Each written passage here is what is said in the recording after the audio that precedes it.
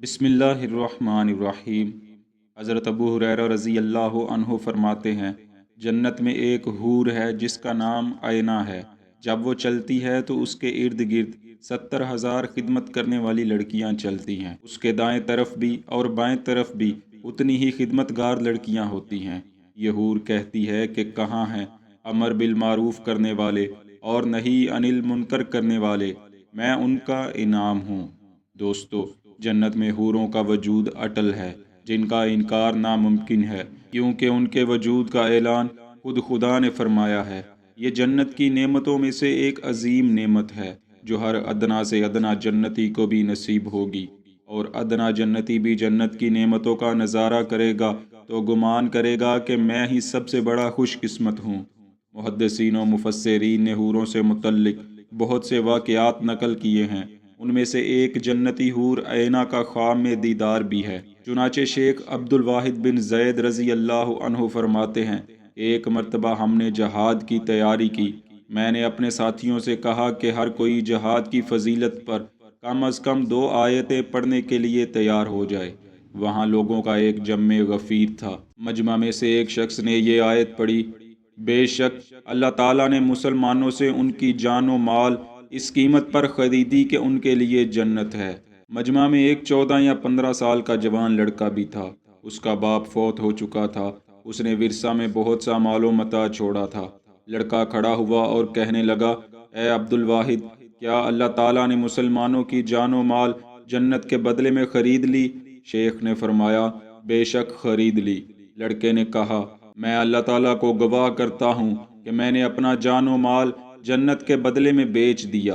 मैंने कहा, खूब सोच लो, तलवार की धार बड़ी तेज होती है और तुम अभी बच्चे हो। मुझे खौफ है कि शायद तुमसे सब्र ना हो सके और आजिज हो जाओगे। कहने लगा, मैं अल्लाह ताला से मामला करूं और फिर आजिज हो जाऊं, इसके क्या माना है? मैं खुदा को गवाह करता हूं कि मैंने अपनी जान और सब माल फरोख्त कर दिया है। शेख कहने लगे, मैं लड़के की बात सुनकर खुद ही पशेमान हो गया।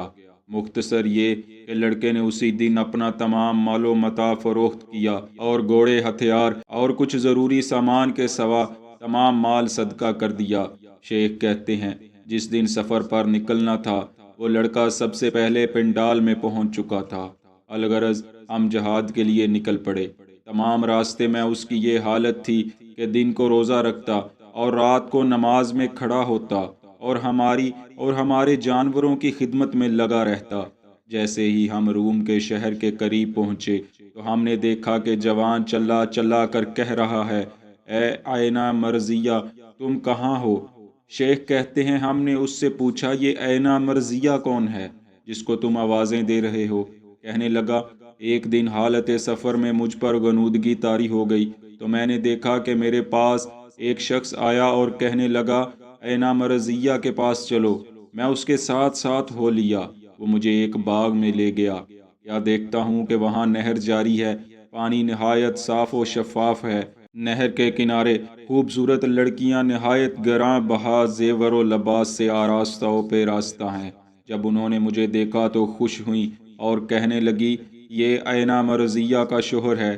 मैंने उनसे पूछा, तुम में से ऐना मर्जिया कौन है? कहने लगी, हम तो उसकी बांदियां हैं, वो तो अभी आगे है। मेरा ऐना मर्जिया को देखने का शौक और बढ़ गया। मैं आगे बढ़ा तो पहले से भी ज्यादा खूबसूरत बाग दिखाई दिया। वहाँ दूध की नहर बहती देखी। वहाँ भी ऐसी जवान लड़कियां थी कि जिनके हुस्न की कोई मिसाल नहीं दे सकता। उन्होंने मुझे देखा तो बहुत खुश हुई और बातें करने लगी, ये ऐना का शोहर है। मैंने उनसे पूछा, वो कहाँ है? कहने लगी, वो अभी आगे है। मैं आगे गया तो देखा एक और बाग है जो पहले से भी ज्यादा खूबसूरत और दिल नशी है, जिसमें शराबे तहूर की नहर रवां है।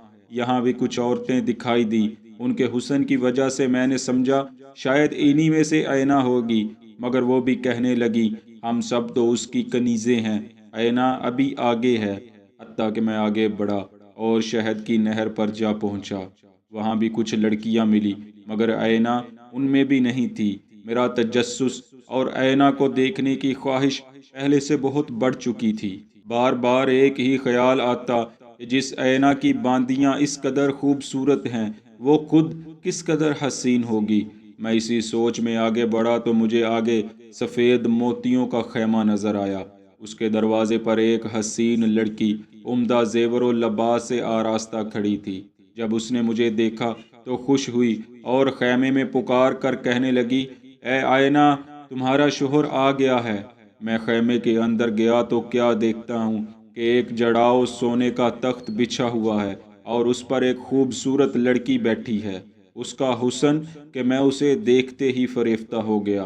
اس نے مجھے دیکھا اور کہنے لگی، اے اللہ کے ولی، اب تمہارے یہاں آنے کا وقت قریب آ گیا ہے۔ میں نے اس کا یہ محبت برا انداز دیکھا تو اس کی طرف بھاگا، مگر اس نے مجھے اپنے قریب آنے سے روک دیا اور کہا، ٹھہرو، ابھی تمہارا میرے قریب آنے کا وقت نہیں ہوا، آج تم یہیں روزہ افطار کرو گے۔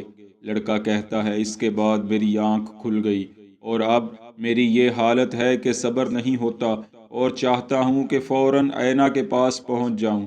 شیخ عبد الواحد فرماتے ہیں کہ ابھی یہ باتیں ہو ہی رہی تھیں کہ دشمن کے ایک گروہ نے حملہ کر دیا۔ لڑکا بجلی کی سی رفتار سے اٹھا اور اپنے ہتھیار سنبھالے شیر کی طرح کافروں پر جھپٹ پڑا اور آن کی آن میں 9 کافروں کو جہنم واصل کر دیا، مگر اس دوران اس کے جسم پر گہرے زخم لگ چکے تھے، خون اس قدر بہہ چکا تھا وہ چکرا کر گر گیا۔